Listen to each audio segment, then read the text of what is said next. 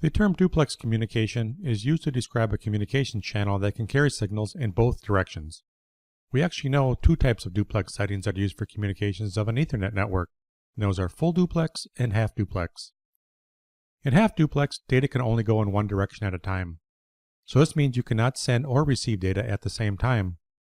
And do you remember walkie-talkies back in the days? Well, half duplex communication is actually similar to communications you had with walkie-talkies or two-way radios. And as you know, only one of you could talk at a time because the data can flow in only one direction at a time, and devices cannot transmit simultaneously, so they need to wait for each other and for the channel to be free. Now, if you hear devices that need to wait, you can imagine how this can lead to performance issues.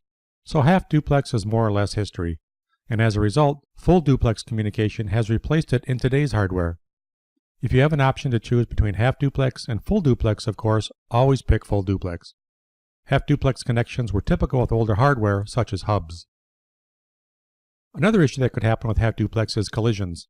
If a device transmits while another is also transmitting, a collision occurs. But on Ethernet, we have a solution for this, and that's called CSMA/CD, which stands for Carrier Sense Multiple Access with Collision Detection. CSMA/CD helps reduce the potential for collisions and also helps to detect them when they do happen. But as I already mentioned, you will not run into half duplex communications anymore. So let's focus on the present. Full duplex communications is reality in modern communications. You can think of it as a telephone communication in which each person can talk and hear what the other person says simultaneously. That means the flow is bidirectional, so you can send and receive data at the same time. In this case, we don't have such performance issues with half duplex. These days, almost all network interface cards offer full duplex capabilities. This, of course, means both fast Ethernet and gigabit Ethernet NICs. It's worth mentioning again that full duplex should be used everywhere where supported. Remember, you don't want to have any collisions happening. So, how does full duplex communication happen?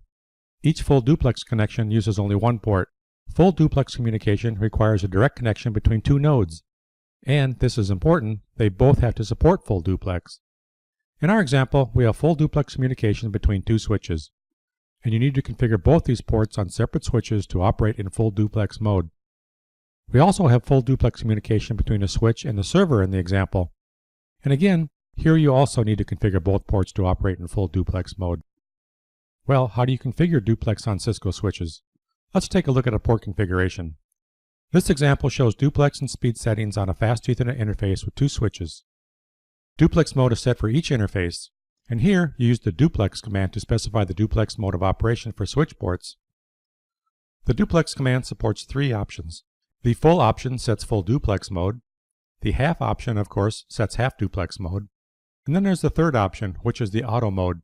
This one sets auto negotiation of the duplex mode. With auto negotiation enabled, the two ports communicate to decide the best mode of operation. We already said both sides need to have the same duplex mode, so to prevent duplex mismatch issues, it's recommended that you configure each interface to match the settings of the directly connected interface. For example, interface fast Ethernet 05 on switch X is configured for full duplex because it connects to a PC with a full duplex NIC. Interface fast Ethernet 01 on switch X is configured to auto-negotiate speed and duplex settings with its neighbor, switch Y. Now, and I have to stress this, be careful with auto-negotiation because it can at times produce unpredictable results. For example, with Cisco Catalyst switches, when auto-negotiation fails, the switch's default action is to set the corresponding switch port to half duplex mode. Auto-negotiation can result in a duplex mismatch, which causes collision errors. And to avoid this situation, manually set the duplex parameters on the switch to match those of the attached device. If it's supported, definitely configure ports for full duplex mode. So, after configuring ports, it's a good idea to verify duplex operation. You can do this using the Show Interfaces command in Privileged Exec mode, and this will verify the duplex settings on the switch.